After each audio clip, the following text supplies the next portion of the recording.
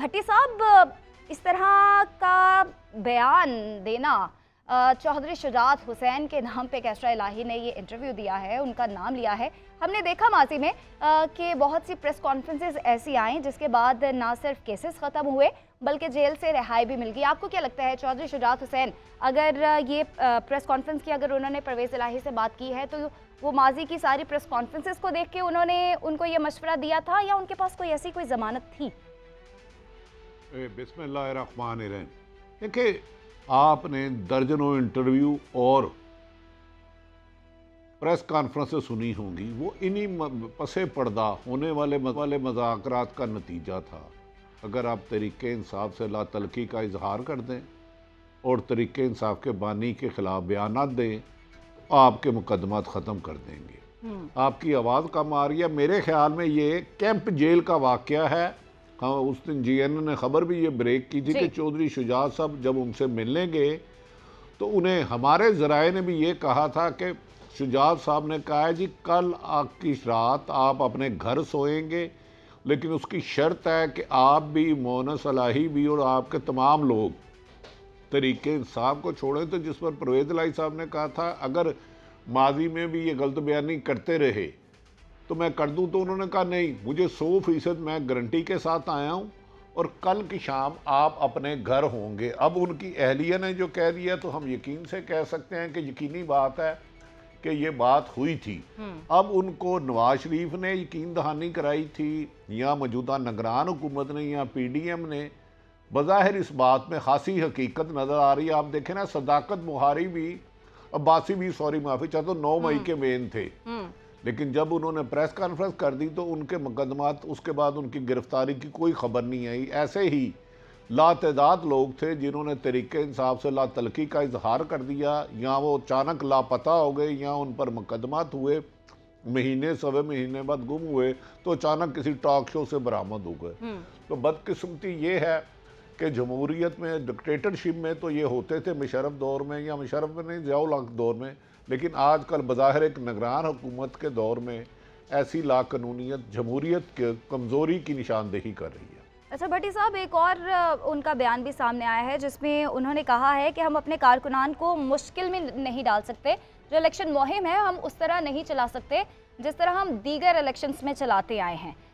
इसकी क्या वजह है? हमने देखा कि माजी में PTI अब से कुछ अर्सा पहले तक PTI ने लेवल प्लेइंग फील्ड ना मिलने का शिकवा भी किया और केस भी चल रहा था।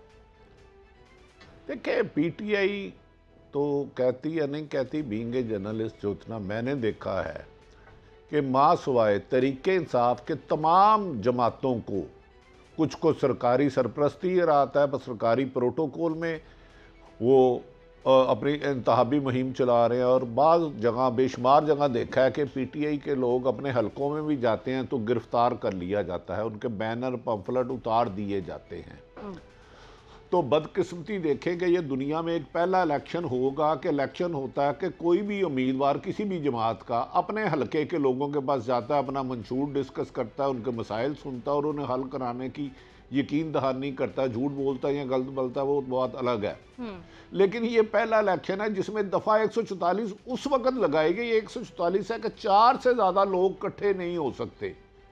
तो जब दफ़ा 144 लाहौर की, पंजाब की इंतजामिया ने लगाई, मैं उस बंदे को मुबारक देता हूँ। उस वक्त मोहतरम नवाज शरीफ साहब रैली निकाल रहे थे, काबिल एहतराम, और मोहतरमा मरियम नवाज साहिबा एक बाजार में रैली ही निकाल रहे थे जिसमें दफ़ा 144 की तैनात की गई और दर्जनों मकामात पर लगाई गई। और बज़ाहिर बादी उल नज़र में ये ऐसा लग रहा है दफ़ा 144 सिर्फ एक ख़ास सियासी जमात को इलेक्शन मुहिम चलाने के लिए रोका जा रहा है। बाकी पीपल्स पार्टी और नून लीग के तो माशाल्लाह खासे प्रोटोकॉल के साथ। लेकिन भट्टी साहब, पीपल्स पार्टी की जानिब से भी लेवल प्लेइंग फील्ड ना मिलने का शिकवा सामने आया। अगर बिलावल भुट्टो जरदारी की बात, उन्होंने भी एक गैर मुल्की खबर एजेंसी को इंटरव्यू दिया है जिसमें उनका कहना है कि नवाज शरीफ ऐसा तासुर दे रहे हैं कि वो वज़ीर आज़म बनने के लिए आवाम के अलावा किसी और ताकत पर भरोसा कर रहे हैं। लेकिन उन्होंने कहा कि इलेक्शन की शफाफियत पर अभी से सवालात उठ रहे हैं, लेकिन उन्हें उम्मीद है कि वो तवक्कुआत के बरक्स इलेक्शन जीत कर सरप्राइज़ देंगे। तो क्या लगता है आपको, सरप्राइज़ दे सकेंगे? और नवाज शरीफ की अगर बात करें तो वोट को इज्जत दो का बयानिया नहीं लेकर वो चल रहे। دیکھیں، بلاول بھٹو ایک بہت بڑی جماعت کے سربراہ ہیں. ان کے نانا کو پھانسی ہوئی، ان کی والدہ شہید ہوئی. ان کی اس انفارمیشن پہ میری بھی رائے شاید ایسی ہی ہے کہ نواز شریف صاحب کسی گارنٹی کے ساتھ آئے ہیں. اس کی وجوہات یہ ہے کہ وہ لاڑلے بن کے آئے ہیں، بلکہ بلاول صاحب تو یہ کہہ رہے ہیں کہ وہ الیکشن نہیں سلیکشن کے ذریعے آنا چاہتے ہیں. اس کی زندہ کچھ مثالیں ایسی ہیں کہ محترم نواز شریف صاحب جب پاکستان تشریف لائے تھے تو سزا یافتہ اشتہاری تھے، سزا یافتہ، کنوکٹڈ. تو انہیں جو ایئرپورٹ پہ پروٹوکول ملا، جو انہیں ایئرپورٹ میں بائیو میٹرک ان سے کروایا گیا، ایک طرف بائیو میٹرک کراتے ہوئے عمران خان کے اوپر شیلنگ ہوتی ہے، لاٹھی چارج ہوتی ہے، اس کی سی فوٹیج نہیں آتی. تو جس طرح نگران حکومت سہولت کار بنی ہوئی ہے نون لیگ کے لیے، گو کہ میرا خیال ہے کہ محترم نواز شریف کے راستے میں اگر کوئی رکاوٹ ہے تو وہ عوام کا ووٹ بینک ہے.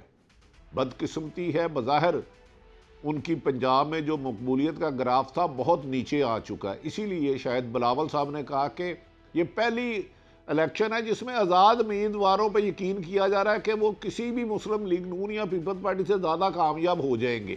ہوتے ہیں یا نہیں ہوتے یہ مجھے نہیں پتا، اسی لیے ان پر بھی دباؤ ڈالا جا رہا ہے. اور بلاول صاحب کی یہ بات 100% ٹھیک ہے، لیکن مجھے نہیں پتا پیپلز پارٹی کے کوئی لوگ گرفتار ہوئے ہیں یا نہیں ہوئے، ان کو کمپین چلانے دی جا رہی یا نہیں دی جا رہی، ان کے لوگوں کی وفاداریاں کسی نے چینج کروائی یا نہیں کرائی.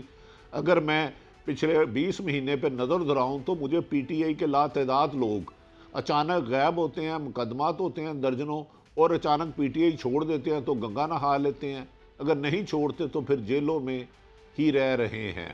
بھٹی صاحب، یہی میں پوچھنا چاہوں گی کہ پریس کانفرنس میں ایسا کون سا جادو ہوتا ہے کہ وہ کرتے ہی آپ کے جتنے بھی مقدمات ہیں ان کا صفایہ ہو جاتا ہے اور آپ بالکل پاک صاف ہو کے باہر آ جاتے ہیں؟